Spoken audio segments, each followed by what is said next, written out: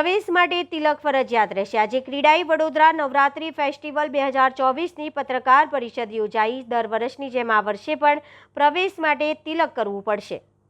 દર વર્ષની જેમ વડોદરા નવરાત્રી ફેસ્ટિવલ દ્વારા એક પત્રકાર પરિષદ બોલાવી અને જે આખી જે અમારું આયોજન હોય છે એની આખી સંપૂર્ણ રૂપરેખાની આપને માહિતી થાય અને 24 જે બોરવેલ કર્યા છે એના માટે પાણી જમીનમાં ઉતરી જાય અને આનાથી માનનીય પ્રધાનમંત્રીશ્રીનો જળ સંચયનો જે એ આપેલો છે આપને બધાને એને પણ અમે પરિપૂર્ણ કરવાનો એક કોશિશ તરીકે અને આની શરૂઆત કરી છે। સાથે સાથે એવું માં જગદંબાની આરાધના કરી શકે એ પ્રકારે વિશાળ ગ્રાઉન્ડ બનાવવામાં આવ્યું છે।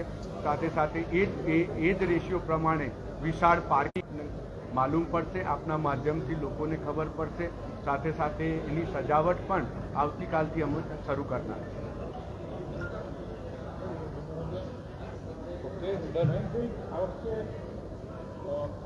પહેલાથી અમે આયોજન કરતા હોઈએ છીએ। આપ લોકોએ પહેલાં પણ જોયું હશે કે 20 ફૂટ જેટલી આખી ફાયર એક્ઝિટ સાથે સાથે ફાયરની ગાડી જતા જે હાર્ટના શ્વાસના લગતા પ્રોગ્રામ એક બનાવેલો છે। એટલે તમામ ગ્રાઉન્ડ પર રહેનાર વ્યક્તિઓ ઓન ડ્યુટી લૂટીને કોઈ અનિચ્છનીય બનાવ ના બને, કોઈ પણ પ્રકારની કનડગત ના થાય એના માટે આખું ગ્રાઉન્ડ 300 જેટલા સિક્યોરિટી ગાર્ડથી સુસજ્જ રહેશે। સીસીટીવી કેમેરાથી રહેશે। માં જગદંબાની અંદર ઘણા ખરા લોકોને એક રોજીરોટીનું સાધન પણ ઊભું થાય છે। સાથે સાથે ફૂડકોર્ટની વાત કરીએ તો અમારા દ્વારા જે ફૂડકોર્ટ ઊભો કરવામાં આવે છે એ એકદમ એવું જોવા જાવ તો ખૂબ જ ઓછી કિંમતમાં અમે ફૂડ સ્ટોલ આપતા હોય છે। જે ફૂડ સ્ટોલનું આમ જોવા જાવ તો એ ફૂડ સ્ટોલ બનાવવામાં ફરાસખાનાનો ખર્ચો જે થાય છે એના કરતાં પણ 50% જેટલી કિંમતમાં આપીએ છીએ।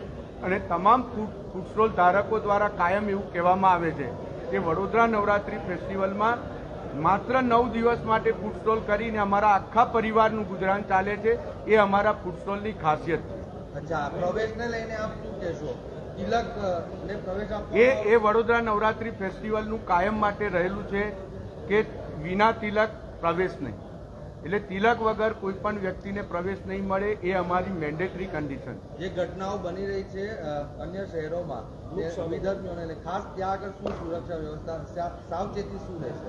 જે અંદર પ્રવેશે છે લોકો એને કઈ રીતે અમારી ત્યાં પહેલામાં પહેલું તો એવું છે, આપને મારે વધારે માહિતી આપવી ના જોઈએ। આપને માલુમ છે કે તિલક, ગૌમૂત્ર અને ગંગાજળ આ 3 વસ્તુ એના હથિયાર છે। આનાથી વિશેષ મારે કંઈ કહેવાનું રહેતું નથી।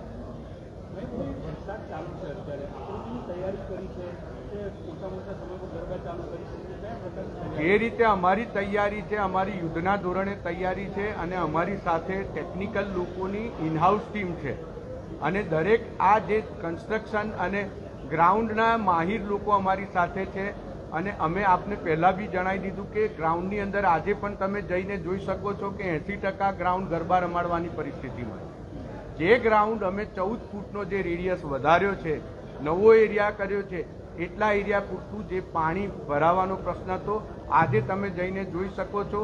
સંપૂર્ણ પાણી ગ્રાઉન્ડમાંથી માત્ર 15 મિનિટની અંદરથી ખાલી થઈ કેનાલમાં આવે છે અને એ જે રિચાર્જ વેલ કર્યા છે એના માટે જમીનમાં સેલિબ્રિટીને લઈને આપ શું કહેશો? 9 દિવસ દરમિયાન કોઈ વિશેષ મહેમાન, અમારે રાજકારણી વિશેષ અમારે વડોદરા નવરાત્રી ફેસ્ટિવલ ક્યારે કોઈ સેલિબ્રિટીને સામેથી બોલાવીને કે એવી રીતે કરતું નથી। પણ જે રીતે વડોદરા નવરાત્રી ફેસ્ટિવલમાં એક સાથે 1 લાખ જેટલા લોકો ભેગા થતા હોય એ જોઈ અને ઘણી બધી સેલિબ્રિટીઝ કહેતા હોય છે કે આવવા માટે એ લોકોને ઉત્સુકતા હોતી હોય છે અને એમાં પણ અમે લોકો સુપરફાઇન કરી અને કોને આવવા દેવું, કોને નહીં આવવા દેવાનું એ અમારી ટીમ નક્કી। અમારા માધ્યમથી, મીડિયા માધ્યમથી આમ કોને આમંત્રણ આપવા માંગશો, કેન્દ્રીયમાંથી અથવા તો રાજ્યમાંથી?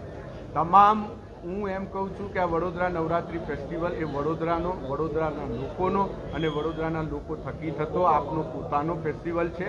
અમે આપના માધ્યમથી કહીએ છીએ કે જેને પણ મા જગદંબાના શુભાશીષ જોઈતા હોય એ લોકોને અમે આમંત્રણ પાઠવીએ।